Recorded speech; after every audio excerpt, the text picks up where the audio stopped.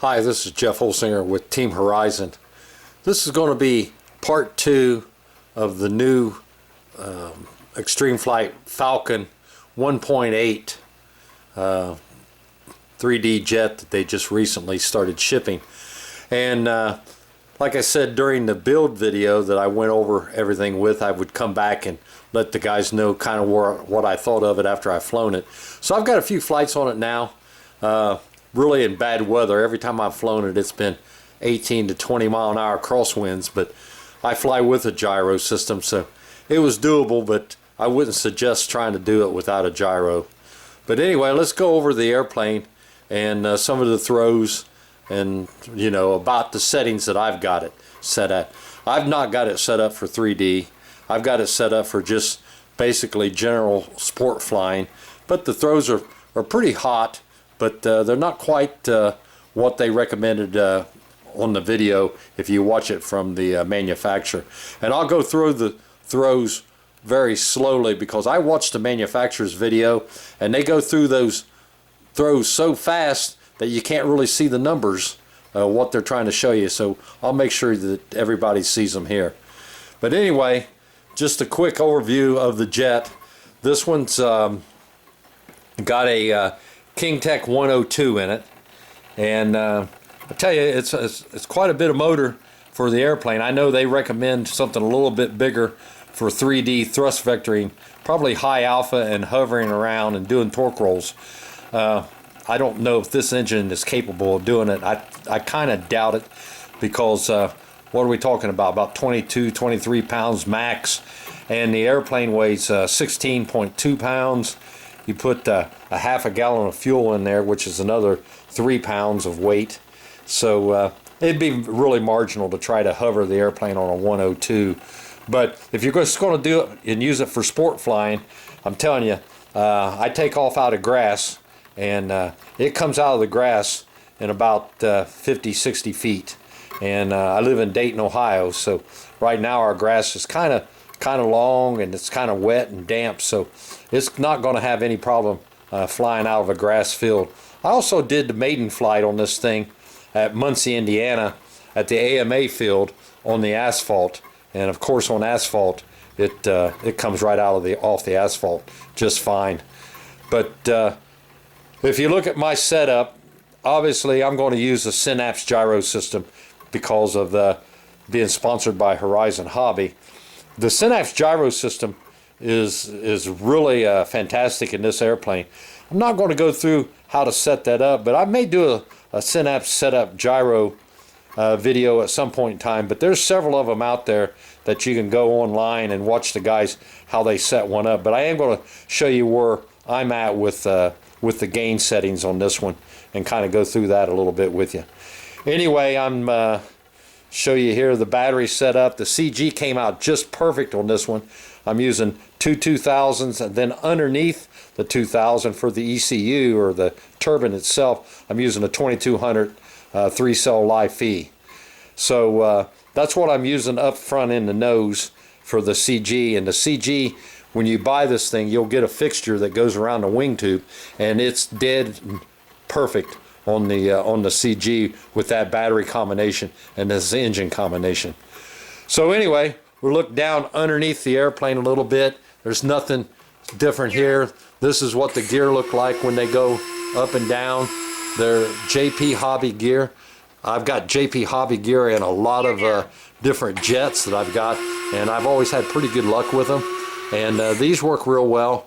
I will say that the brakes feel really good here in the shop, but actually on asphalt the brakes weren't overly powerful, but you know, they are what they are, and they will stop the airplane. But there again, it's not going to skid the wheels, so you're not going to get flat spots. So there's pro and con on the brakes, but they work real well. I have them on a slider switch on the right side of the transmitter. So anyway, let's talk about the throws. Now, if you watch the manufacturer's video, they're going to tell you what their throws are, and I'm just going to give you my high rate throws. I'm not going to go, I'm using 3 rates, but I'm not going to go through all 3 rates. I mean, the 2 lower rates, that's kind of how you want to set it up yourself. And these are the rates that I found that work real well with this thing for sport flying. So let's go over here and see if we can zoom in on the ailerons. And nothing fancy, I'm not doing any kind of differential yet because I don't have enough flights on it to figure out what it really needs. But I'll show you on the ailerons on high rate. If I get a hold of the transmitter and on the right stick here, kind of hard to do with one hand, but so anyhow, here's high rates on the ailerons.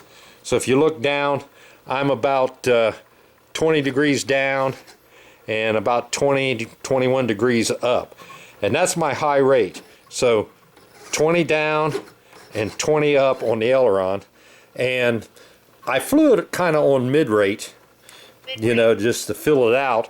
And I've got on mid rates, I'm looking at about 15 degrees and 15 degrees. So that's what I felt was pretty decent for a sport fill, was 15 and 15. Now the manual obviously calls for a whole lot more than that, even on my high rate. So we'll go over here to the elevator. This is no problem getting out of the grass with this elevator setting.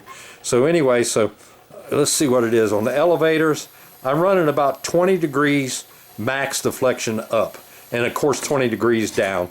But anyway, 20 degrees max deflection up on high rate. And where I flew it around and actually landed the airplane most of the time was on mid rate, and it looks like it's probably about 18 degrees, somewhere in there. So it's pretty gentle on the elevator. At actually high rate's about 25 degrees. So high rate's 25, mid rate's about 18 degrees.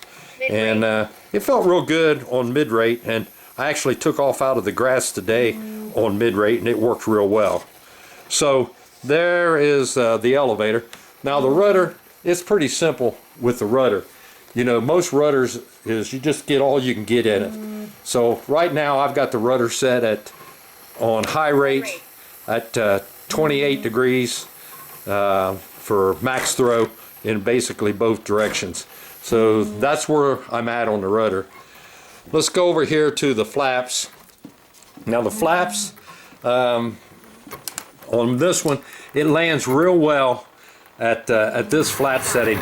On takeoff, I'm using, if you get down here and see if I can find it on takeoff, it looks like it's somewhere around 16 degrees, 17 degrees, and on landing I actually don't use as much as they recommended, but this is a good flap setting for me. It's about 36, 37 degrees of down flap, and it's slowed down real well at that flap setting. But I do something a little different than some guys do, and let's get over here if we can see a picture of it. But I use a little bit of crow. So, you know, that's a kind of a preference, but you can see the amount of crow I'm using, and I can't really tell you in degrees, but it's not a whole lot. It's about the thickness of the aileron as far as the crow is concerned. So that's where I'm at on crow on the airplane, which actually kind of causes the nose to cock up a little bit, and when you got the nose cocked up and you're coming in for a landing, of course you're bleeding off speed. But it's a personal preference if you want to use crow. Now we did talk about, I was going to tell you where the gyro settings are, just to get you started. If you're using a Synapse gyro, this is what I found on this airplane. Let's walk over here and get this radio here quieted down on the other airplane. But anyway, so on the Synapse gyro, the way we set these up typically on your first flight is you'll want to put it on a knob. So I'm using all their servo arm links, and that's real important, because if you're using different arm lengths, these numbers are not going to mean anything to you. And also, if you use a different gyro, these numbers probably won't mean anything to you. But the Synapse gyro system itself, without changing any of the priorities and or the ratios between pitch, roll, and yaw, I found that you set the knob on that thing at about halfway. So as you're flying, this is gyro completely off counterclockwise. Then as you start to fly, you start to crank it up and you start to increase speed. Then eventually you're going to get to a point where you hear it beep. That's 50%, and then you increase the speed and you're looking for the ailerons to break. They will break. If I go up to about 2 o'clock on this knob, it goes into a really hard oscillation. So I found that about 12:30 on the knob is where I'm setting. Now, what that means in a number wise, if you look here on my display, if you're using a Synapse and their servo arm links, I'm finding that about 15 to 17 is all the gyro I can use. Any more than that at high speed causes the ailerons to go into oscillation. So that's kind of what you do with the Synapse system. You fly it, you pick up speed, you get it to the point where you're almost wide open, and then you start cranking the gyro in until you get up here around 30, it's unflyable. Then you start backing down until the oscillation goes away. And I found it was about 14 or 15.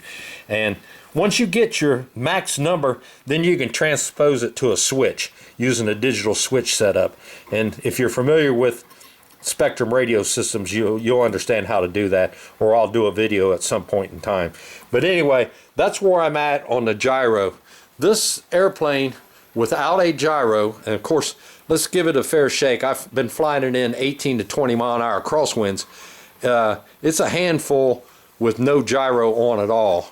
But once you start cranking up the gyro gain, the airplane really starts to smooth itself out, and was very, very flyable. But of course, a 15 to 18, 20 mile an hour crosswind is it's really kind of rough on the landings because it wants to yaw real bad. It comes in at about 30 degrees or more on yaw as you're coming in with a real heavy crosswind.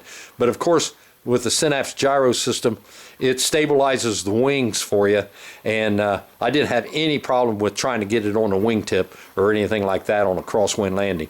I mean, it's set down on the gear, it's stuck on the runway on all the flights, and didn't try to bounce or do anything like that. So that's just my general thoughts on this particular airplane and first flights and impressions. The big brother to it is the 2.1. That's this one sitting here. I've got it set up the same exact way as far as throws and movements. Not quite what they recommend in the book, but almost the same exact throws that this one has on it. And if you're a 3D flyer, you might want to increase the throws, but for just everyday sport flying, the numbers I just went over with you guys is a really good starting point. So I hope you all have good luck with the airplane and enjoy it. It looks like it's going to be a good flying airplane if I can just get the weather here in Dayton, Ohio to cooperate, where I can get out on a day that it's really not blowing a huge crosswind, so I can slow the airplane down and kind of see what it does when it gets slower on landings and approaches. But right now, it's good. It's just a little crabby coming in on landings at the crosswind that I'm dealing with. If you got any questions, give me a call or hit me up in the comments. Thanks very much.